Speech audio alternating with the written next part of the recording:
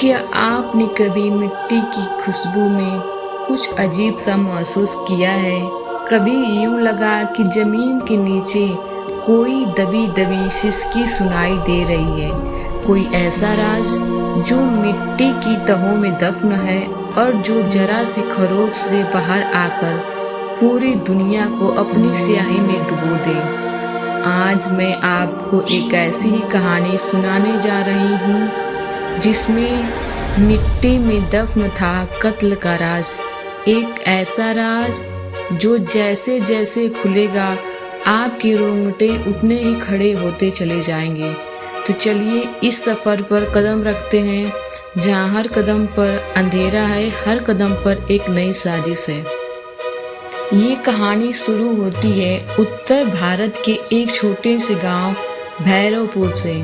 भैरवपुर नाम जितना आम सुनाई देता है उससे कई ज़्यादा अजीब था वहाँ का माहौल। दिन में भी जैसे वहाँ सूरज शर्माता था और रात को तो जैसे उस गांव की आत्मा में समा जाती। पुरानी हवेलियाँ, खंडहर हो चुके मंदिर और चारों ओर फैली सर्द मिट्टी जो बरसों से जाने कितने राज अपने भीतर समेटे हुए थी। गांव के लोग कहते थे इस मिट्टी की गंध में खून की बदबू आती है। कोई कहता यहाँ भूत पिशाच रहते हैं, कोई कहता ये मिट्टी आत्माओं को खींच लेती है, लेकिन किसी ने भी सच्चाई जानने की हिम्मत नहीं की। फिर एक दिन गांव के किसान हरनाम ने खेत जोतते हुए अपने हल के फल में कुछ अटकता हुआ महसूस किया। उसने सोचा कोई पत्थर होगा, मगर जब उसने मिट्टी को और खोदा तो उसके हाथ में एक मानव हाथ की हड्डी आ गई और वो जोर से चीख पड़ा। गांव में हलचल मच गई। पटवारी बुलाया गया, चौकीदार आए, लेकिन सबने इसे पुरानी लाश कहकर मिट्टी में ही फिर से दबा दिया। वो बात यही नहीं रुकी। उस रात से हर नाम के हर घर अजीब घटनाएं होने लगी। उसकी पत्नी शांति बताने लगी, रात को कोई मेरे सिरहाने बैठ जाता है, कोई मेरे कान में फुसफुसाता है, जैसे कोई कह रहा हो मुझे बाहर निकाल, मुझे न्याय दिला। हरनाम पहले तो हंसा, लेकिन जब उसने खुद अपने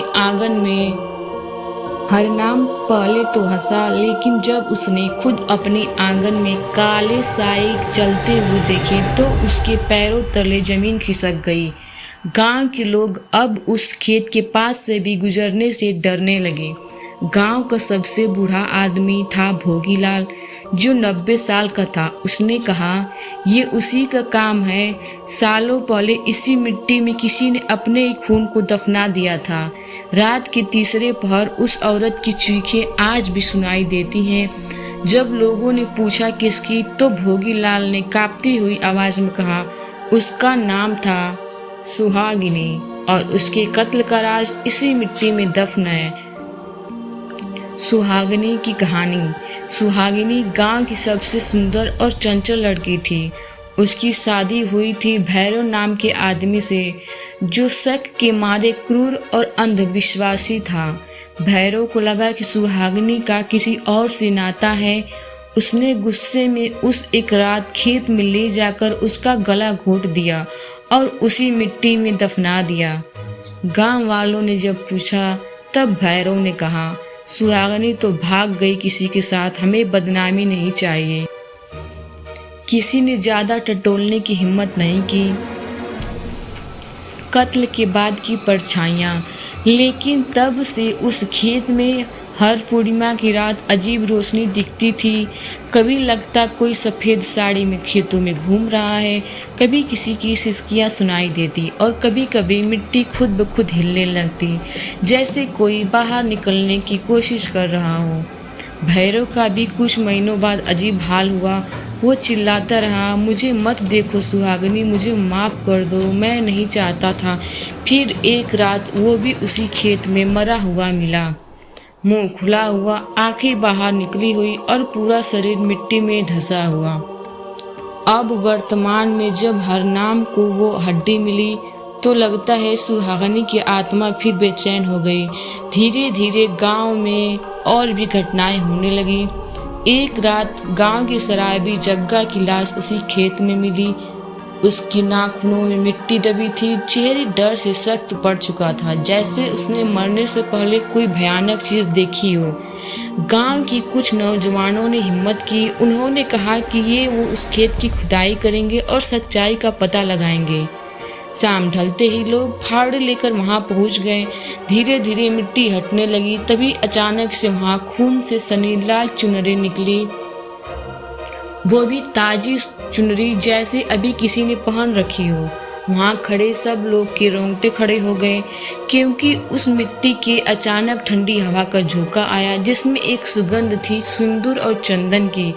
फिर उसी हवा में कोई रोता हुआ सुनाई दिया, मुझे न्याय दिलाओ, मुझे न्याय दिलाओ।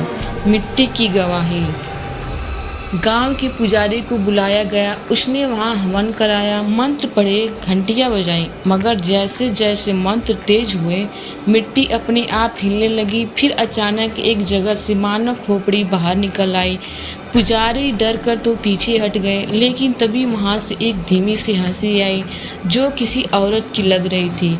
हंसी धीरे धीरे गूंज बनकर पूरे गांव में फैल गई। सच सामने आया। पुजारी ने सबको बताया कि भैरव ने सिर्फ सुहागनी को ही नहीं मारा था, उसने उसके प्रेमी रामलाल को भी उसी रात मारकर यहीं दफना दिया था। इसलिए यहाँ दो आत्माएं हैं, एक जो न्याय चाहती है और एक भैरव की पाप आत्मा जो अब भी डर में भागती फिरती है। अंतिम मोड़, मिट्टी की सजा। इसके बाद गांव वालों ने वहां पूजा पाठ करवाया, एक पीपल लगाया। मगर अजीब बात ये थी कि उस पीपल की जड़ें हर साल किसी न किसी नई जगह से मानव अस्थियां बाहर निकाल देती थी, जैसे मिट्टी खुद ब खुद हर साल गवाही दे रही हो, मैं जानती हूँ किसने क्या किया, कोई राज मुझसे नहीं छुप सकता। इस कहानी में हमें दिखता है कि कभी भी अन्याय या हत्या का राज मिट्टी में पूरी दफन नहीं होता।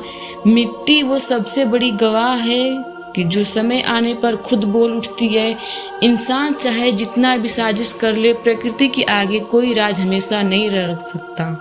और कहते हैं अब भी उस खेत के पास से गुजरो तो लगता है किसी ने तुम्हारे पांव पकड़ लिए हों।